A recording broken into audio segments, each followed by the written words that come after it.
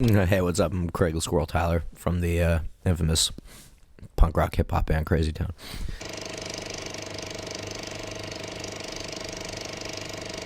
First thing you came in, I couldn't help noticing you have a minor threat badge on your trousers. Absolutely. Kind of like out of your league. Oh no, that's part of what got me to here. 'Cause how do you get here? How do you get here? I don't know. Hopefully, you have a decent taste in music growing up, and then you, at the same time, were learning how to play and learning how to, try to make records. And then it's all those influences that led you to make whatever music you end up making. You guys went to Berlin yesterday, right? Yes, home, Did some press or? home away from home for us. It's our fifth time in Germany in the past 2 years. I guess, yeah, 2 years since '99, and it's always great to be there. You guys must have traveled the globe for like a couple of times now, right? Yeah, we've been around.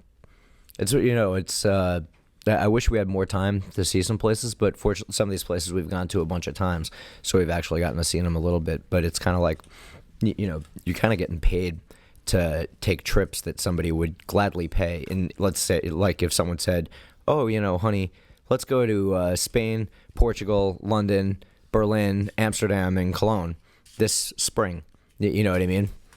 I think most people would really like to do that. Yeah. That's what we do. But we do work the whole time. So what does that mean?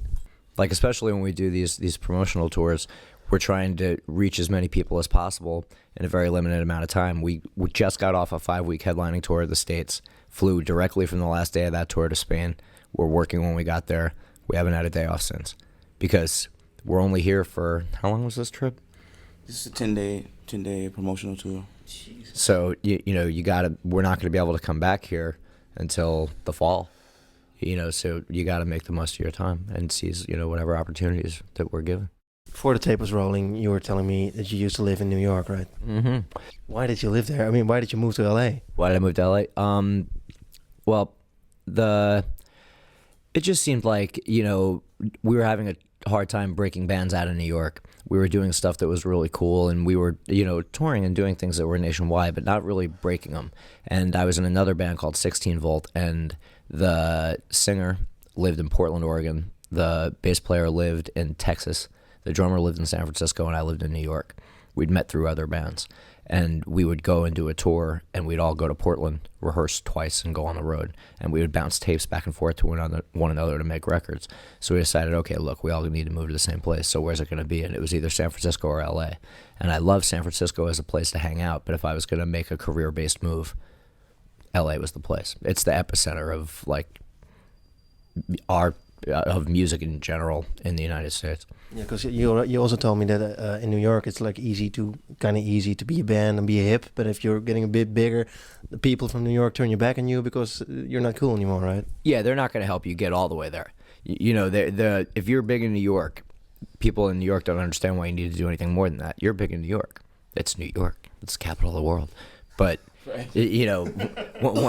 once you start to really try to go beyond there, beyond just touring and trying to do something, really try to go there, New York will definitely turn its back on you. And then if you make it to the other side, which very, very few bands have, then they'll all come back. Well, we've been here since day one. Right. But in the meantime, they're like, oh, you want to go out there? Because there's something about New York. It's like, about not drawing too much attention to yourself and just the way New York kind of handles itself, that when you go there, everyone's New York is like, sell out. Until, like, it works, and then they're like, oh, killer. You know what I mean? But my friends in New York still give me shit. I was already mentioning your minor threat badge. There's a Cure, you have Depeche Mode, Black Flag badge and trousers. That's a different styles of music, right? Yeah, well, we all like a variety of styles of music. None of us ever listened exclusively to one form of music, but the one form of music that we all definitely listen to and still listen to is hip-hop music. But there's been a variety of things that we all grew up listening to and grew up playing that kind of got us to this point in time. But, for me personally, like I was saying in like 91, the first person who manages to cross over hip hop and be it hardcore, whatever you want to call it, and manages to do it in a way that hip hop kids feel it. Not just the rock kids, but do it in a way that hip-hop kids feel it. I said, that's the monster crossover. And then the Judgment Night soundtrack came out, and I was like, whoa, this is kind of it. But that was kind of a novelty thing. For me, that's kind of like what I've been looking to do for a really long time. Yeah, a lot of people did actually, but I think it's very hard to make the crossover complete because I mean, if you use sampled beats, it's very hard to get like the metal feel, the rock feel into the music. But if you play live drums all the time, you don't get the hip hop feel into your music. But it's kind of how we've managed to do what we're doing speaks a lot for the individual backgrounds. It's like JBJ, drummed on the Beastie Boys' Check Your Head record. Epic is a hip hop producer.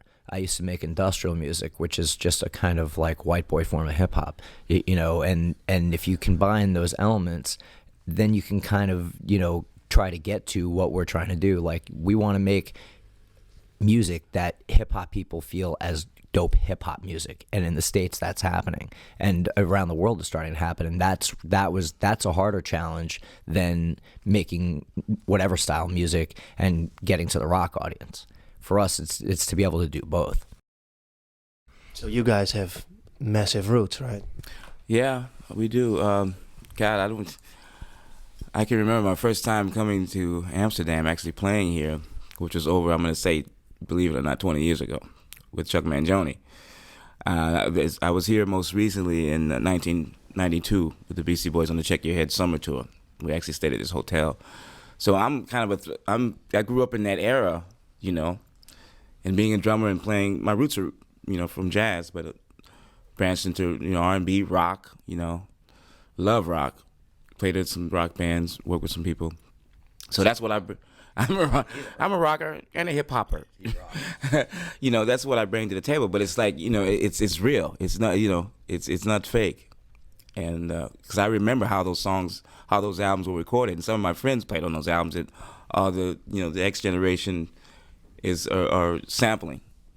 So that's my foot in the. I saw the Beastie Boys play the Paradiso, the Check Your Head tour. Yeah. And the thing struck me is that music was each time so far ahead that there were like hip hop kids standing like this when they played a punk song, when you play a punk song, and the punk guys were getting out of their head when they played a punk song, but then they were like silent when the hip hop song started. Right. The people really didn't get it at that time. Yeah, I was playing percussion. Mike D was actually my drum student at that time. It's really I was a fan of I love punk. I mean, Bad Brains and. Minor Threat, Black Flag. I'm a fan of all those bands too. But I got a kick out of it. I enjoyed it, But it's funny you said that because that's what was going on then. That was '92, And now you guys are playing for a massive audience and selling like double platinum records. A lot has changed since then, As a lot has changed for us in the last 2 years, 3 years. I remember we for us in the last 6 months. We played here and we played the Paradiso upstairs in '99, December of '99. That was our album had just been out a month, 5 weeks in the States, and we came here, and Macy Gray was playing the big room that night downstairs. And I'm like, oh God, I want to, I'll be glad. I remember I played here in '92 with the Beastie Boys. We were up here, but we went up there in that little small room and we fucking rocked, and the people that were there got it, they loved it, and we had a great time. So it's just great to be here. You guys really had to conquer, right? I mean, a lot of people didn't get the record at first, I guess. There was a plan involved. We deliberately came out with Toxic and Dark Side as our first 2 videos and our first 2 singles, even though they weren't really treated as singles in certain countries. In the States, they definitely were, and not just in the States, and I think in Germany too, a couple places. But we were going out of our way to build a fan base of people who would get, what we do, people like us, and that we didn't want to just go for an instant success, because it was really important to us that we were going to be able to continue to make whatever kind of music we want to make. Not just if we would have come out with Butterfly first, it would have been like, okay, where's the next Butterfly? And then if to come out with something like Toxic or Dark Side after that, then people would be like, what's that? But now, because people understand that we're sort of this unpredictable entity that's like more than happy to make like, a catchy, tune that we like, thank God everybody else likes it, but we're also going to rip your face off with something in like 7/8. So, it's cool. Like, there's not really, the expectation is that we're going to do something cool and you don't know what it's going to be. And neither do we. And so that's my next question. Yeah, that's a good thing. Hey, but don't you mind that like a lot of people know you, especially a lot of young people know you because of Butterfly, and they don't really know your roots and they don't really know the other songs on the album. But the thing is, like, that's why we do like what we're doing sitting right here, is so people can find out the story. And the other thing is, like, you know, we're pretty fed up with the whole boy girl band thing. And so the fact that we're selling records to that audience, and not just singles, but selling albums, like we move albums, we're turning people on to a style of music that they've never heard before, and it's probably the first real music they've ever heard, where the people who are playing it are the people who wrote it and the people who produced it and the people who died and sweated for years to try to get to this point in time. And so those kids that buy the record for Butterfly, they come to the you know, our shows, and they're as excited for us to play Lollipop Porn or B-Boy 2000 as they are for us to play Butterfly. So I think we're really turning on that whole audience to something totally different than what they're used to, and hopefully a good deal of them will go out and seek out more real music, because you can hear the difference between a two-dimensional pop song done by studio players, which has nothing to do with the faces that are attached to whatever, and what we're doing.